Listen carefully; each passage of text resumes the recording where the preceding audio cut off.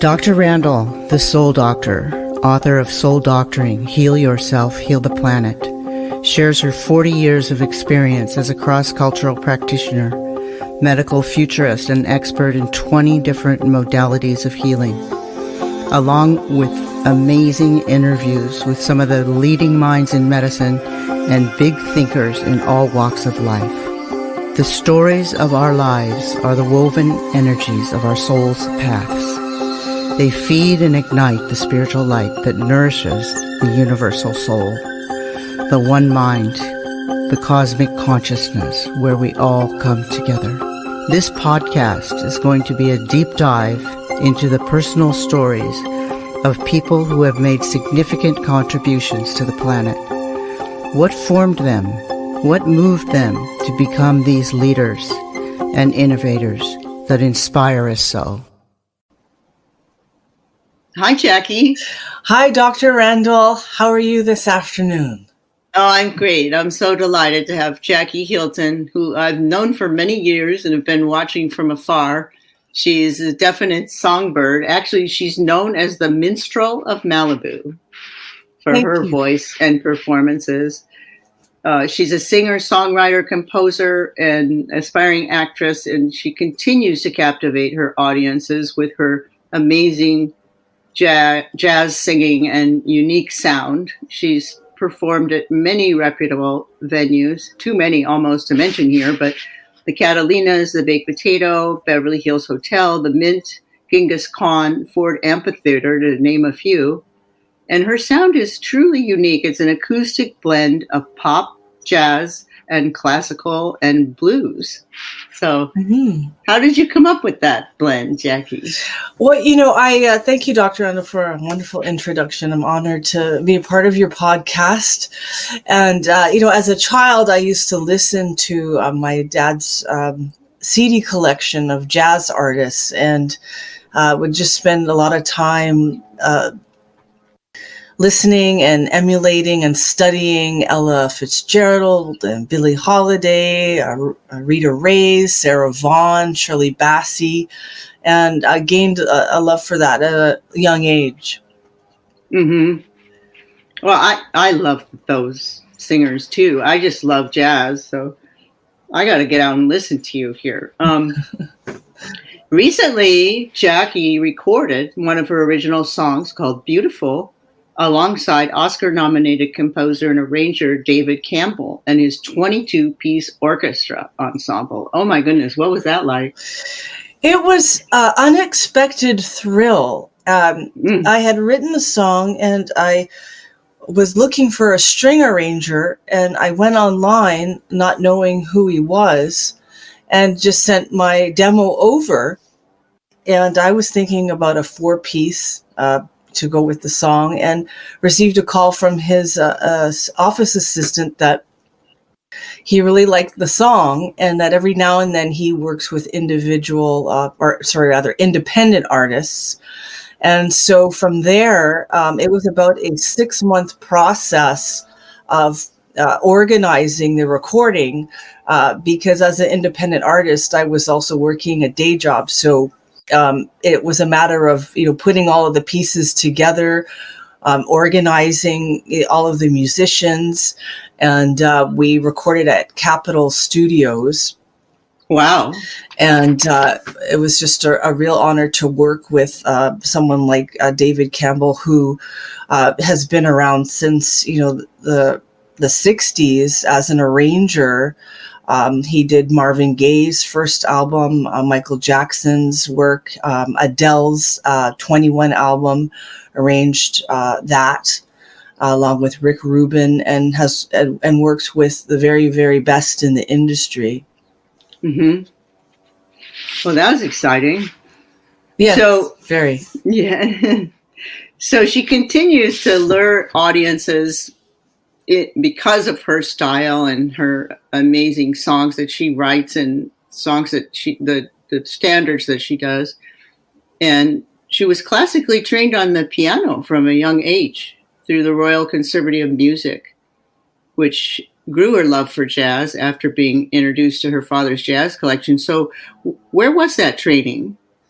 That was privately done. I would come home from school, and my piano teacher's name was Mrs. Villanueva, and we would go through each grade. There was about 10 grades in the Royal Conservatory of Music, and so my love for music developed there, learning Mozart and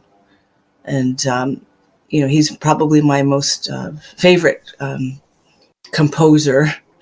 And so I spent many of my childhood years at home learning classical music. So it is true that musicians of any sort really need to learn the classics, is it? I think so. I think it's very, very helpful because in this day and age, reading is more or less what ties all musicians together. And classical music really allows you to focus on that, on theory and being able to read. Is something that's I believe is also very, very important in regards to just having a more or less visceral affinity for the music itself. Now, you're originally from Toronto before you came to, is that where you learned? So that's where you lived, where you did piano? And Yes. Born and raised in Toronto, Canada. That's correct. Mm-hmm. And after I finished college, I would start sitting in with different jazz bands around Toronto and would just really listen to what they were doing, gentlemen that had been playing for 30 or 40 years. And it allowed my ear to really become more fine-tuned because I was spending so much time with more or less masters of their craft. So I would go in and ask if I could sit in and sing a song with them, and I would, wait my turn. So nice. That's how my passion grew, and then I started to learn how to write my own music as well. Very nice. And so you've also performed and become part of the Malibu and Beverly Hills communities at the Savory Malibu, the Sage Room, Malibu Music Festival, Malibu Golf to End Cancer. You've done a lot of benefit work, actually. Benefit concerts, the Sofitel Hotel with Ryan Cross and Doma Beverly Hills, as well as the Beverly Hills Rotary Club and Nick's in Beverly Hills. So they know you there. Yes, I certainly enjoy working in those areas and with those different foundations. And, my passion is to bridge art with giving back to the community in any way that I can. Very nice. And currently you perform with Bob Remstein. Bob Remstein is your pianist. Is that correct? Correct. An excellent musician. Nice. It always helps. And your volunteer work has been pretty vast. You want to tell us about some of that? The Los Angeles Women in Music and certainly. The Malibu Film Society. And especially I'm interested in that one you did called the Power of Women in Music concert to benefit the Hershey Group mentoring program for young girls in foster care? Yes. So in 2009, I put together a concert with other female musicians that were also writers themselves. And the concert was a benefit where we would go through, let's say, 3 songs of each for each instrumentalist. And all of the proceeds more or less went to the Hershey Group, which is at the time a nonprofit foster care mentoring program for young girls living in underprivileged areas. And so more or less the Hershey Group offered education for those girls, also scholarships for them to go on to college as well. And so they all attended the show, and they really, really enjoyed it. And it was Nice. it was a wonderful display of the older generation giving a lift up to the younger girls and wanting to see them do their very, very best in life. Great. Have you heard back from any of them?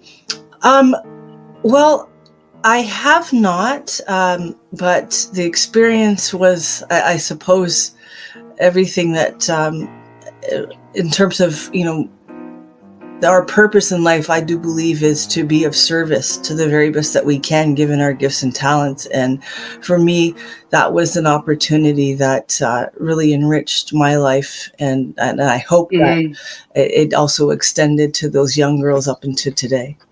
Right. We don't always get thanks, do we? And you're right. We're all here to serve other souls. And, that you did it in the way that is your, like you said, your talent, your soul path. So that's wonderful. That's beautiful. Thank you. I admire that.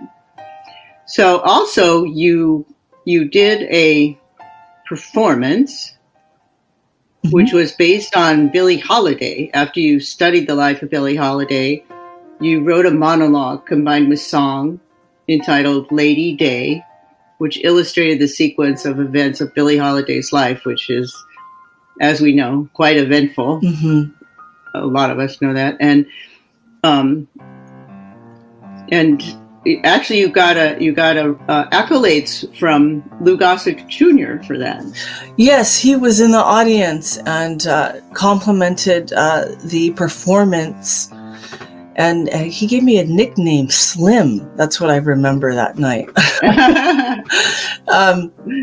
Well, I really admire all of his work. He did start off on Broadway, and just an excellent actor. Basically, the story of Billie Holiday, after really researching her life, it was very tragic in the sense that at that time in the United States, an African American women in music at that point, they were not supposed to have the type of power that she was acquiring. And her songs went from entertaining to becoming politically driven with Strange Fruit and things like that. And so the whole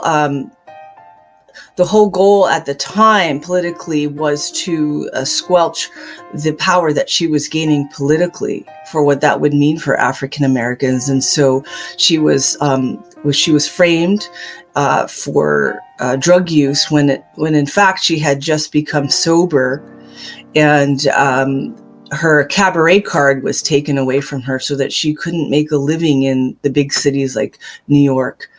And from there, she fell into a depression and began drinking, and then she just eventually stopped eating and ended up in the hospital.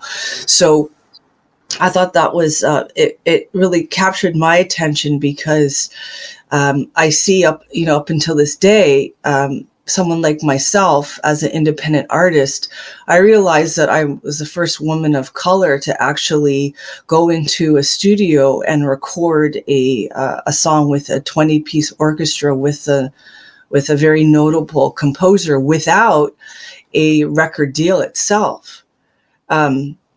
So I considered it a great privilege, but I realized at the same time that there's so much area for growth for women of color in music. Oh, that's for sure. Well, thank you for your leadership in that area.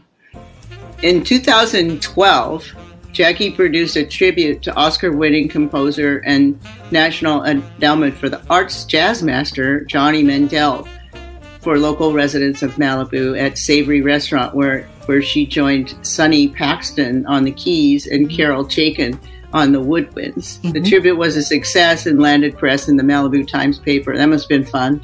Yes. Johnny Mandel, I think, is probably the most prolific arranger that has ever lived. And he brought his entire family, and we did more or less a tribute to about a number of his songs. I think it was a total of 6 to 8. And the restaurant was packed. It was very, very supported by the community. And I remember renting a red carpet that we put through the restaurant, and he really enjoyed it. And nice. Yeah. Nice. It was an honor for me. Mm-hmm. That sounds great. Tell me about, in 2016 and 2019, you performed in the greater Los Angeles area at distinguished jazz clubs of Maria Newman's Westwood Bar Choir and Orchestra. Tell me about that. Oh, sure. Well, Maria is a virtuoso. She is a violinist, and she more or less has been performing at a very young age, the daughter of Alfred Newman, the great composer. And I was a part of her choir for a number of years that she conducted along with a full orchestra. And every year we would do, big Christmas concerts. And I learned, my roots being in classical music, was more or less rekindled again, working with her. Just a fabulous person, and like a sister to me as well. And there's a lot of great memories in her choir. Yeah. Well, it seems like you're generating a lot of great memories for a lot of people. Thank you. So you also performed on December 15th, 2018, and for a holiday toy drive to benefit the Children's Life-Saving Foundation at Adabella's in Westlake. Mm-hmm. How did that go? Oh, it was a tremendous success. We had an entirely full restaurant, and everybody that attended, they brought a toy. And all of the toys went to underprivileged youth in Los Angeles, and the boxes were completely filled with lush toys. And it was an evening of jazz standards and originals that I had written. And I had an excellent band, Katisse Buckingham on woodwinds, who also plays with Herbie Hancock, and Chris Cadenhead, who was also working with Prince shortly before he died. So I had a great ensemble, and it was just such a pleasure to work with those gentlemen and to be a part of the community, in the sense that, their outreach, and knowing that as a community we help to make a difference in young people's lives again is a real thrill. Yeah. Yeah. You're so wonderful that way, from your giving nature.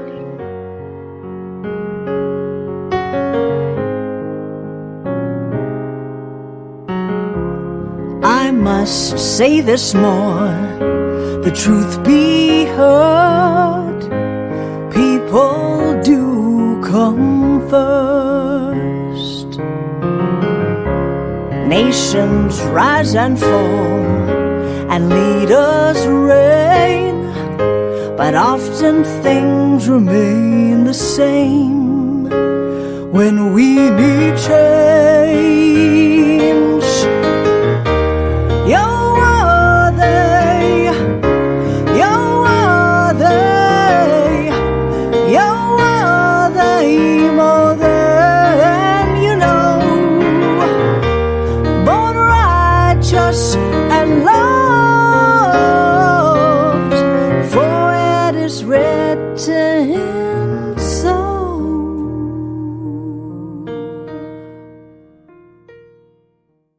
And then from January 2019 to 2020, she actually had a residency at the Hilton Checkers Hotel in Los Angeles until COVID came. But it's always a very prestigious thing, is to have a residency.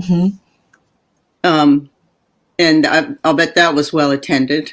Yes. It's interesting. All of the gigs that you have mentioned, those are all boots on the ground. I would just go from place to place, handing in my demos, introducing myself to hotel managers, restaurant managers, club owners, and that's basically how all of these gigs came to be. And with the Hylton Checkers, they have a beautiful rooftop, and a lot of the performances took place there, overlooking the city. So you're your own agent? Yeah, up until now, yes. I still am, but I am open to management and an agent. But I basically have proven to myself that it is possible to build a career. Yes, you have. Yes, you have. And then you actually, after COVID, you started doing virtual concerts, right? Yes, with the Malibu Jewish Center and Synagogue, I've had the opportunity to perform in two of their Purim shmils, and it's more or less like a play of different cast characters and a song. And so I've been doing that for about 3 years with them, and really have enjoyed the experience, and also learning how to, do a Zoom concert. Yeah, that's a skill in itself, right? Yeah. I mean, we're all learning how to do Zoom everything, but now you're back as of September in 2021. Tell us about how you're back. What do you? Oh, sure. Yes. I currently have a Jazz Sunday concert that takes place at Nona's in Westlake Village from 6 till 9. And PM, and we cover jazz standards and originals that I've written. That's myself and Bob Remstein on keys, and it's a fine Italian restaurant located in Westlake Village. And I started there at around the end of September, and have been there ever since, every week. So really, really enjoying the community's response, and a beautiful ambiance. The food is excellent as well. So very, very happy to have created that. So people don't have to have tickets, or they just, how do they just show up? Or? Yeah, they can just show up. However, I would suggest reservations, because it is a very, very busy restaurant. Every day of the week, the restaurant is more or less at full capacity. So, just going onto the website, nona.restaurant.com, there's the ability to make reservations or whatnot. So no matter where people sit, or they don't have to be in a special room to see you, or how does that work? I'm located towards more or less the front of the restaurant. So if you were to call in, for example, I might suggest asking to be closer to the music, because unfortunately it doesn't expand out into the patio area, the sound. Okay. So that's how you do it. You call, you make a reservation, and you ask to be up front so you can listen to Jacqui. Yes. Okay. So how might guests get a hold of your music? Oh, sure. I'm on Instagram under Jacqui Hylton, and that's spelled JACQUIHYLTON. And also I have a YouTube channel under the same name, my artist name. And if you also want to join me on Facebook, it's under the same name as well. And so I'm very, very responsive to anyone that does reach out. So I'm looking forward to meeting more people out there that are enjoying what I'm doing. Thank you. So they can hear your music on YouTube? Yes. Yes, and as well as on Instagram and and Facebook as well. I do post there. So what would you say was your driving force to get into music? Was it your, hearing your dad's records? Was it something you were born with? Yeah. Was it your your creative nature? What was it? I knew at about 8 years old that that's what I wanted to do, was sing. However, I was raised in, an environment where music or art was celebrated more as a hobby rather than the idea of it being a career. So that was a decision that I made in my adult years, to step out and start learning how to write, listening to other musicians, participating in, sitting in with them on their gigs.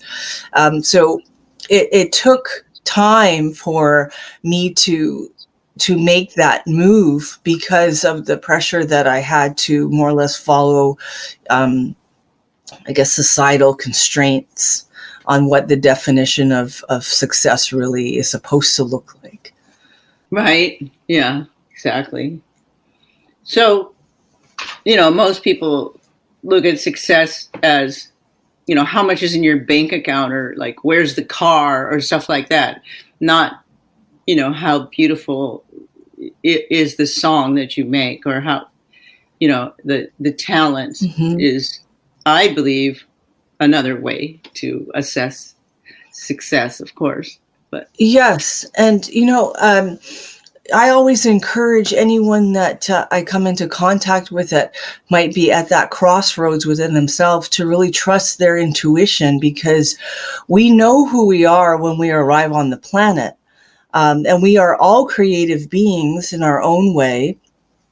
And what you eventually decide to do as a career is more or less, it can be a decision that is made based on following your intuition, or it can eventually be a decision that is made out of pressure to follow instructions of authority figures and whatnot.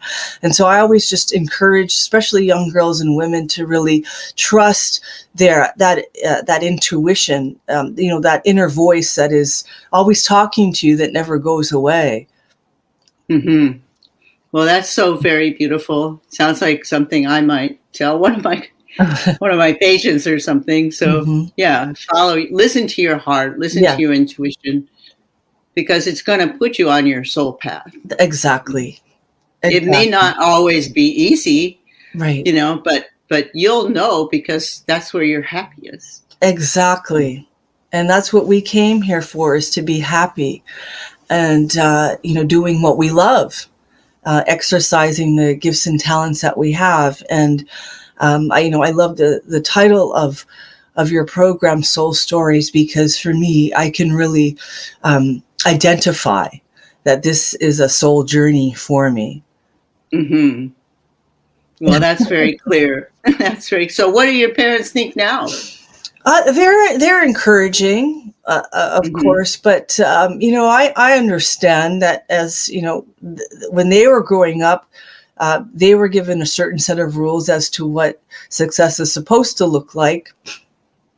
And so more or less, it boils down to the individual, like myself, having to tune out the other voices and listen to my own. And until we can master that, we'll continue to more or less live on the outskirts of our souls, instead of living within them. That's very well said. Very well said. So tell me, what purpose do you think, other than in your life, that's very clear what purpose music is serving, but what purpose do you think music serves to people in general? Oh, sure. Well, I do believe that sound is what we are created from, vibration. And music is a reflection of our true home, of who we really are. We are composed of vibration, which in the third dimension eventually comes to us in the form of music, something that we can audibly hear. And so music is, I see it as a form of healing. It can be used as a form of healing, depending on the composition of the artist, and how well each individual, let's say, note or tone or instrument is organized and placed together. And music has the ability to regenerate life, I believe.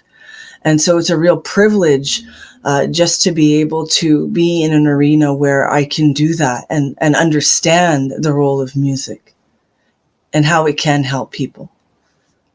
Oh, that's very beautiful. I have a teacher named Joseph Real, who's a shaman, and he also has a degree in political science. So he's like me, he's integrated. But he said all things, and he taught me about all things being vibration. Mm-hmm. And he actually has a book called Being and Vibration. So what you said reminded me of him and his teaching. So it is true. We're all vibration. And if you think about it, there's a vibration for every healing or every disease or illness that you want to heal has the right vibration that it needs to have. That is correct. To bring that about, you know, and so yes. Thank you for that. Oh, my great pleasure. Thank you, Dr. Randall. Well, you've shared so much wisdom with us. I'm going to ask you to give us one more. I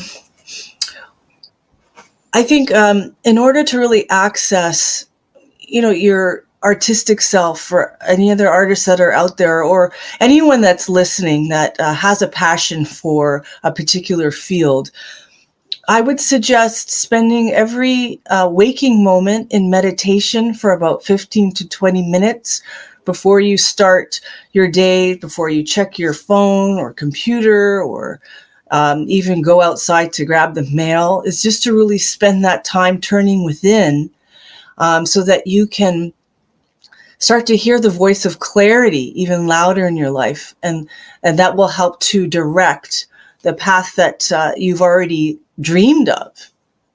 And so that it moves from the realm of imagination into an actual reality that you're experiencing. So I think meditation is a key component, at least it has been for me, to help me to really center in and to remain in the present moment, where all of the magic and power of creativity lies.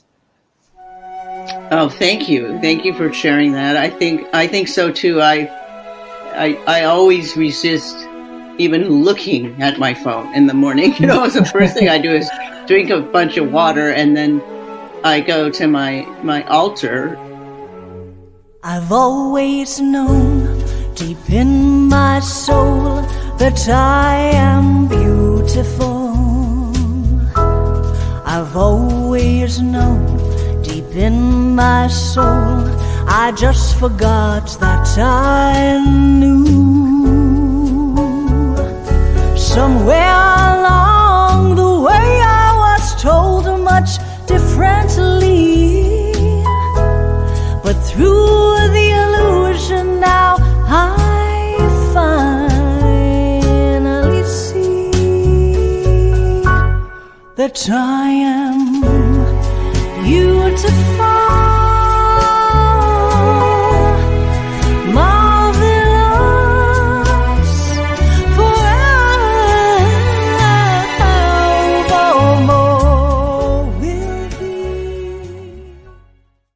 If you will, and I do prayer meditation, and it is a way to manifest, what is really true for you, for your path, for your purpose. And we all come with certain purpose, and if we express our purpose, that's the best thing, not for us, but it's also the best thing for the planet. That's right. So, exactly.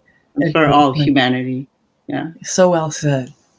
Yeah. We're all like little gemstones, and if we work on those refractions, an uncut diamond, say, and then as you work on that, and it's called work, but work is worship. So it's not really work because it feels good, Yeah. And if you do that through meditation and prayer, that uncut stone becomes more and more like a gemstone, and then you move to the next one. Yeah, so poetic. I love that. Thank you. Yeah. I feel that way because I'm just getting my book published after many years called Soul Doctoring, Heal Yourself, Heal the Planet. And that'll be coming out in March, pre-sales in March. Oh, in March. Okay. Well, I can't wait to get a copy. Yeah. And it talks about a lot of stuff we've been talking about right now. Mm-hmm. So. Oh, excellent. Okay. I'll look for it on Amazon or...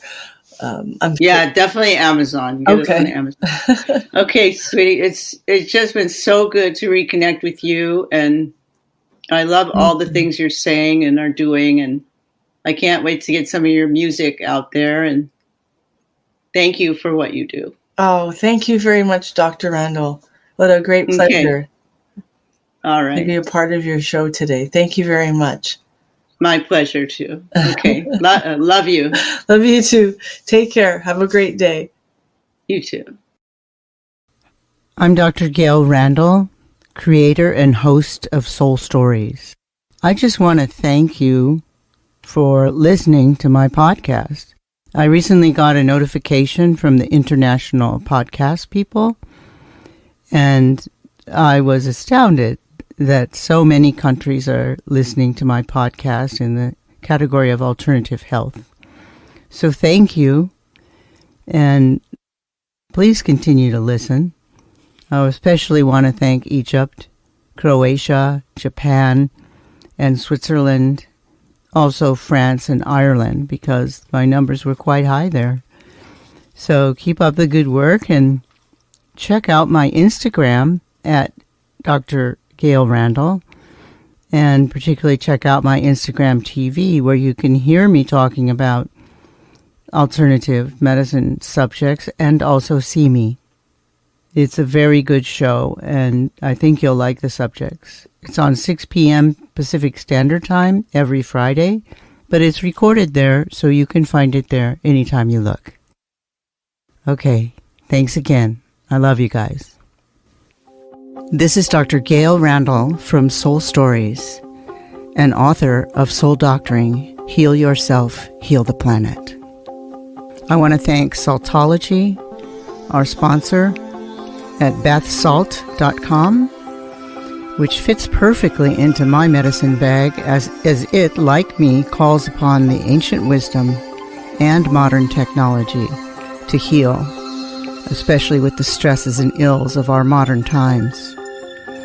The Bokak brand uses organic salts combined with organic essential oils sourced from ancient Egypt to provide a perfect remedy for your bathing ritual and healing from modern stresses. The Relief RX brand is a unique one-of-a-kind healing salt that uses organic CBD, treated with a unique emulsification process to create nanoparticles which easily enter the skin to most effectively heal and relieve aching muscles and joints. Whether from chronic inflammation or just a rough workout, this is the perfect healing bath, especially when you add the organic essential oils of neroli, lavender, eucalyptus, or grapefruit. Your body, mind, and soul will be lifted and soothed like never before. Go now to bathsalt.com. I also want to give special thanks to Larry Antonino and Agora Borealis Recording Studio for music and score, and also to closetotheearth.com for IT and computer assistance. Also supported by Randall Wellness Network, bringing health and wellness to you directly. Medical futurist Dr. Gail Madeleine Randall brings 40-plus years as one of America's most forward-thinking doctors, healers, and emerging authors onto a diverse media platform to empower our paths to health, wellness, increased consciousness, and vitality. Gail Madeleine Randall, MD, has long practiced, taught, and encouraged patients to take control of their healing processes and journeys. Randall Wellness Network provides a 360-degree platform for people to heal themselves, and she most emphasizes regenerative approaches for healing individuals, communities, and the planet as one. For more information, go to drgmrandall.com and Instagram at drgailrandall, and check out the robust Instagram series on Instagram TV, also Facebook, Randall Wellness, and also Dr. Gail Randall.